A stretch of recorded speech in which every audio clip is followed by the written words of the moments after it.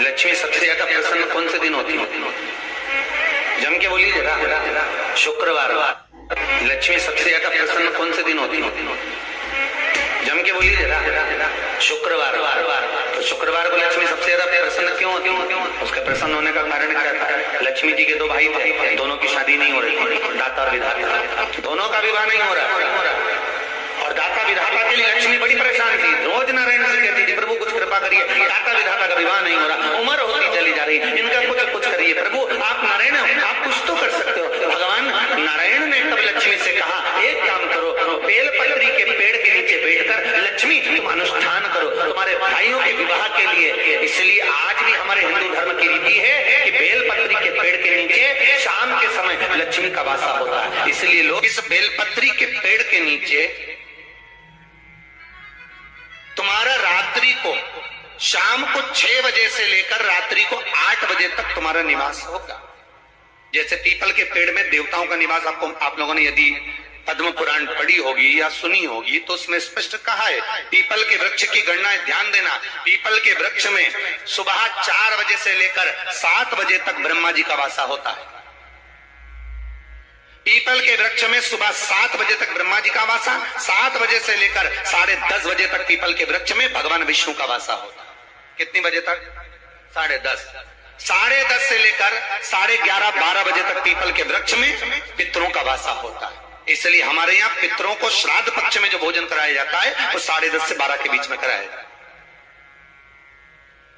12 बजे के बाद पीपल के वृक्ष में दोपहर के 1:30 बजे तक आहूतों का वासा रहता है। आहूत कौन? जो गर्भ में शांत हो गए, जो कुंवारी अवस्था में शांत हो गए, जो जन्म लेने के बाद उनका विवाह नहीं हुआ और शांत हो गए, उन आहूतों का वासा उस पीपल के वृक्ष में दोपहर में 1:30 बजे तक रहता है। उसके बाद में प्रेतों का वासा चालू होता है। इसलिए दोपहर के समय पीपल के पेड़ की परिक्रमा नहीं होती। फिर शाम को 4 बजे से 7 बजे तक पीपल के वृक्ष में शंकर जी का वासा होता है। इसलिए शाम के समय पीपल की परिक्रमा नहीं होती। 7 बजे के बाद में पीपल के वृक्ष में रात्रि को 9 बजे तक कुबेर का वासा होता है। फिर 9 बजे के बाद में प्रेतवास चालू होता है पीपल के वृक्ष में।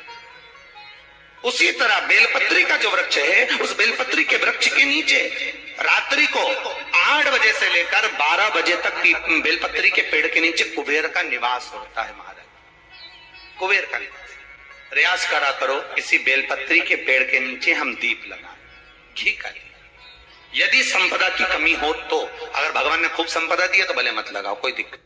महामृत्युंजय मंत्र का यदि आप जाप करते हो और आपको मालूम पड़ गया कि शरीर में मुझे ये रोग हो गया है, मुझे शुगर हो गया है, मुझे बीपी हो गया है, मेरा ब्लड प्रेशर ऊंचा नीचा रह रहा है, कोई भयंकर रोग, मेरे रिश्तेदार को कोई कैंसर जैसा रोग हो गया, किसी को कोई थायराइड हो गया, किसी को कोई किडनी और लीवर में सूजन हो गई, किसी को कहीं किडनी और लीवर में तकलीफ हो गई, तो शिव महापुराण की कथा कहती है, नवग्रह शिव महापुराण की कथा कहती है कि बेलपत्री के वृक्ष के नीचे महामृत्युंजय मंत्र का जाप जो शुक्रवार की शुक्रवार घी का दिया लगाकर करता है, उसके रोग बाबा देवादिदेव महादेव समाप्त करते चले जाते हैं। ये संजीवनी मंत्र शुक्रवार के दिन भगवान शंकर को शुक्र को दिया था, इसलिए उसकी प्रधानता है।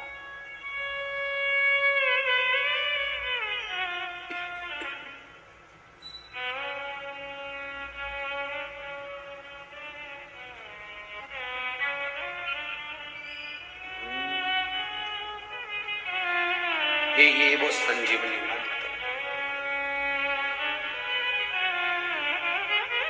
शुक्रवार के दिन बेलपत्री के वृक्ष के नीचे बैठकर घृत का दिया लगाकर शरीर में जो रोग है उसका स्मरण कर कर शंकर जी से विनय कर कर, हे भोलेनाथ आपने शुक्र देवता को संजीवनी मंत्र दिया है, तो क्या आप मेरे को वो मंत्र प्रदान नहीं करोगे?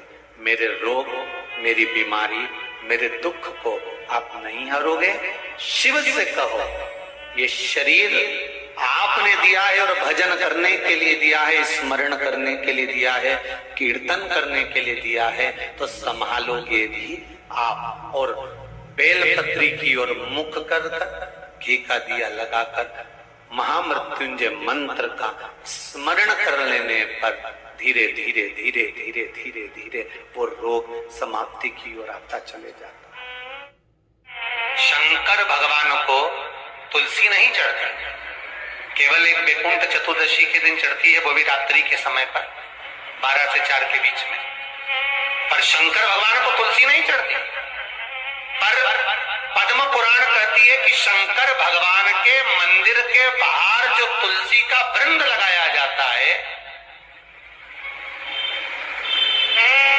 शिव जी के मंदिर के बाहर जो तुलसी का पौधा लगा रहता है या लगाया जाता है, उस तुलसी के पौधे में जितनी मंजरियां लगती हैं, उस मंजरियों में जितने दाने लगते हैं, उतने दाने गिन लिए जाएं और उतने समय का वैकुंठ का वास उस मनुष्य को प्राप्त हो जाता है मृत्यु के बाद। इतना विचित्र बात है, शंकर को तुलसी नहीं चढ़ती, पर शंकर के दरवाजे के बाहर शिव के द्वार पर जो तुलसी का पौधा लगा है, किसी ने लगाया है, किसी ने रोपित करा है, उस पौधे में जितनी मंजरियां लगी हैं, उस मंजरियों में जितने दाने लगे हैं, उस दाने जितने हैं उसको काउंट करा जाए, उसके बराबर उतने ही 1000 वर्षों तक उस जीवात्मा को वैकुंठ का वास मिलता है। क्यों? उसकी कथा भी यहां पर वर्णन है।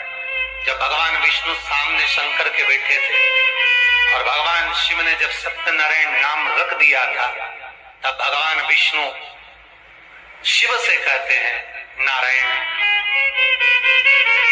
भगवान शंकर से कहते हैं भोलेनाथ, त्रिकालदर्शी, कैलाशी, अविनाशी, हे शिव, मेरे सारे विग्रह के साथ में लक्ष्मी मेरे साथ में। बहुत ध्यान देना माता, मैं अगर नारायण रूप में हूं तो लक्ष्मी मेरे साथ में, मैं राम रूप में हूं तो सीता मेरे साथ में, मैं कृष्ण रूप में हूं तो राधा मेरे साथ में,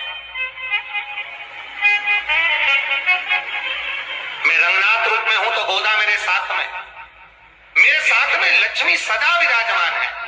पर आज आपने मेरा जो सत्यनारायण नाम रखा है, मैं अपना संग किसको ले? तब भगवान शिव ने कहा, आप जब बाहर निकले, जो रोपित मिले बस वही आपको समर्पित हो। तुलसी का पौधा रोपित था, उस तुलसी के दल को भगवान नारायण ने अपना संग बनाया। और बहुत ध्यान देना, सत्यनारायण की कथा हो, चाहे भागवत की कथा हो, चाहे विष्णु पुराण की कथा हो, इन सभी कथाओं में सबसे ज्यादा प्रसाद की महत्वता नहीं है जितनी तुलसी के दल की महत्वता है। क्योंकि सत्यनारायण के साथ में हरि के साथ तुलसी का